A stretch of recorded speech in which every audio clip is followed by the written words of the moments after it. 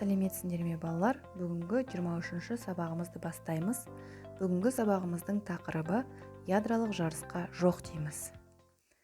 Қаншама жылдар өтсе де, ядролық жарылыс мәселесі, оның салдары, зардап шеккен сансыз адамдар, олардың тағдыры мен денсаулығы халқымызды толғандырады.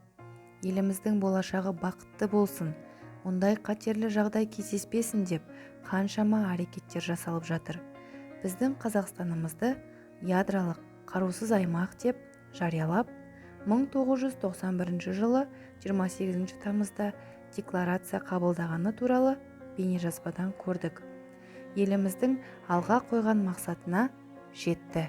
Семей полигоны жабылып, атом қаруынан бас тарту әрекетін жалғастырды. Дүниетану сабағында экологиялық мәселелердің бірі қоршаған ортамыздың тазалығын сақтау екенін білесіңдер.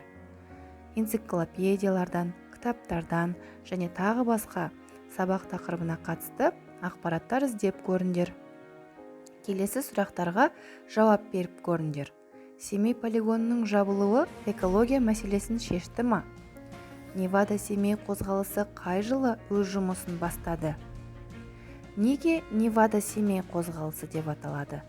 Бұл қозғалысты кім басқарған? Семей полигоны жабу туралы жарлық кімнің басшылығымен шықты? Назарларыңа Семей полигонына арналған заманай әннің шығу тарихын тыңдайық. Семей полигоны жүрекке жазылмастай жара салды. Тұтас халықтың санасын сілкінтті. Көрген азапты ақындарымыз шығармаға, киногерлеріміз кино желісіне, сазгерлеріміз әнге арқау етті. Әйтпесе Бекежан Тілегенов «Қара жел» романын жазар ма еді?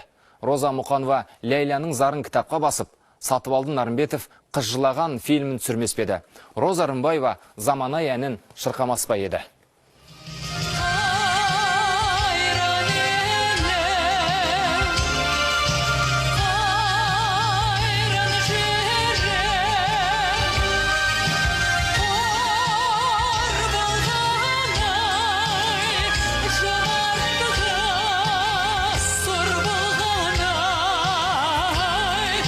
Жарылыстан көз ашпаған даламай.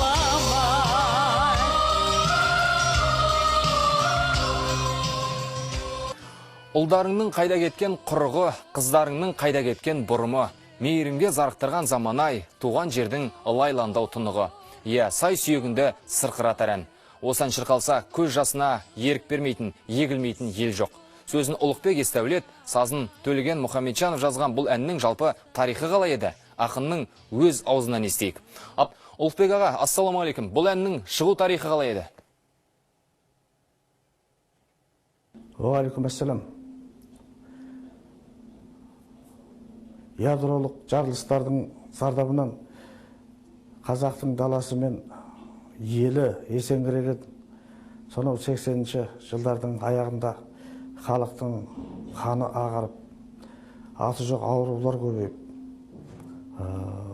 мынау бір белгісіз қазалар, өлімдердің апат болып келіп жатқан тұсында Семей Невада қозғалысын құрып, аттан салып, біздің атқа мініп, белсеніп, топ жарып, Олжас Сүлейменов жазушылар одағынан шыққан кезде мен оның бір орынбасары ретінде жастар жөніндегі мына бір көмекшісі ретінде мен де сол үлкен қозғалыстың сапынан, қатарынан табылдым.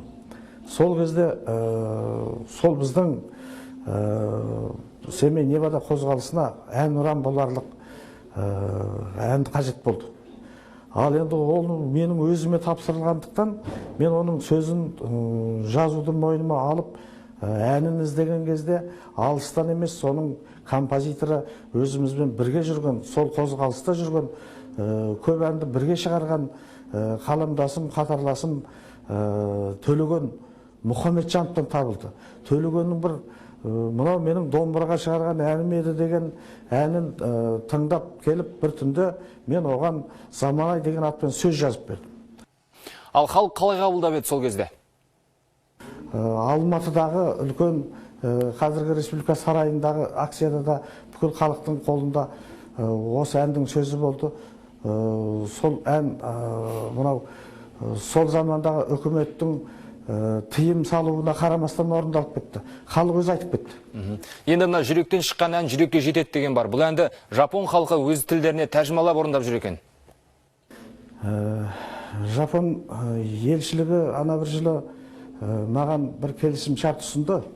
Ол да осы заманай әнін жапон және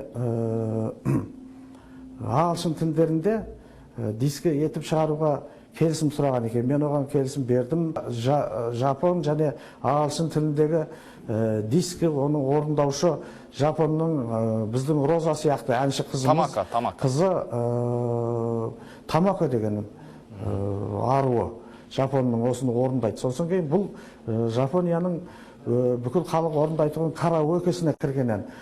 Жапондар бұны өз әндері ретінде караоке арқылы да айта береді. Түсінікті. Рахмет Ұлықбек аға, әрқашанда табысты болыңыз. Бүгінгі сабағымызда ядролық жарысқа жоқ дейміз әнін үйренеміз. Бірге орындайық.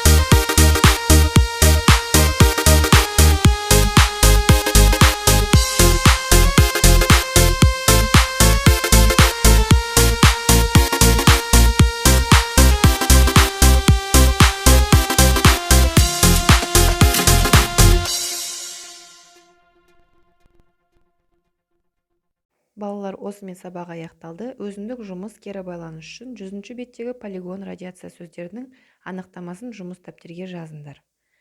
Сабақ аяқталды. Сау болыңдар.